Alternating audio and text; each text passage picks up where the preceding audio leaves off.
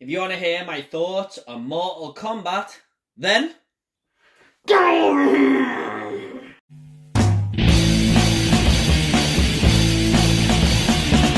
what is up everyone, Movie Wayne back again with another review, and this is going to be for the 2021 film Mortal Kombat, and it's directed by, on his directional debut, Simon McQuiod, and it stars Lewis Tan, Jessica McNamee, Josh Lawson and Mehcad Brooks. Now this tells the story of Cole, who was born with a scar on his body which makes him one of the chosen fighters to save Earthrealm from the dark forces of Outworld.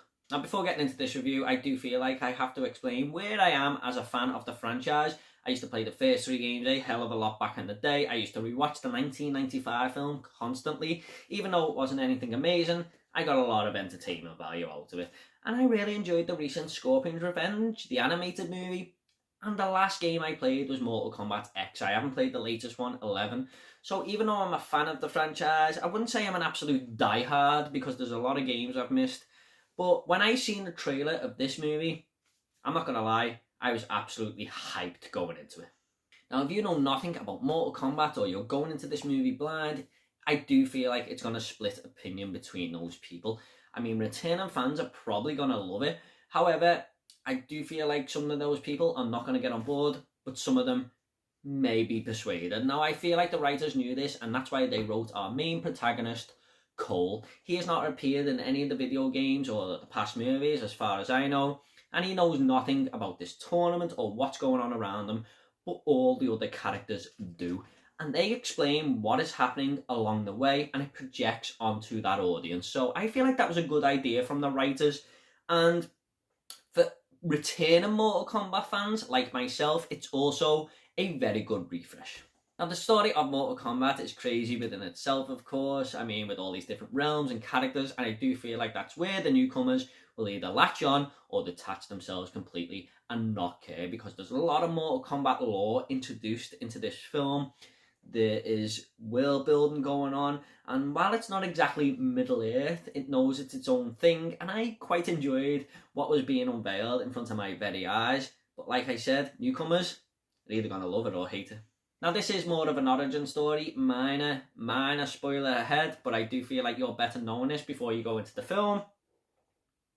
There is no Mortal Kombat tournament in this movie. It's very much a setup and how the world works, trying to explain things, and there's a lot of different character story paths going on. So for me, throwing that tournament in there would have led newcomers and other people even who are fans of this movie a little bit off course. There would have been way too much going on, and it was a risk, but for me, it paid off. Now I'm just going to say, this film is cheesy as hell. The dialogue is amazingly laughable, if that makes sense.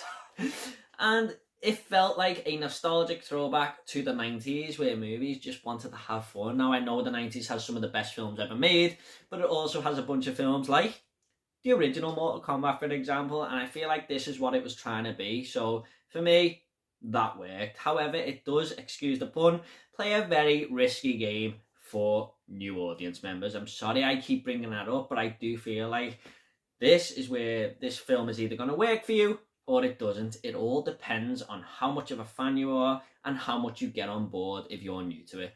And speaking of the dialogue, by the way, that famous line, "Get over here," best moment of the entire film for me.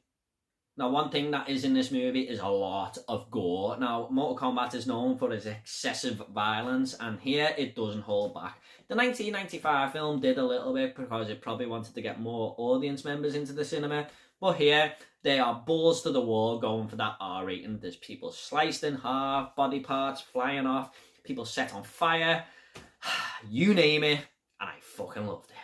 Now, as well as being known for its excessive gore and being a great fighting game, it's also known for its unique set of characters, and we get a really good bunch here. There's not too many, there's not too little, not every character here, of course, but there's just the right amount, and each one of them brought something to the film. All their stories intertwined well, and they all share a good run of screen time together. However, one character in particular stole the damn show. And that character, who you may not expect to be, is in fact Kano, played by Josh Lawson.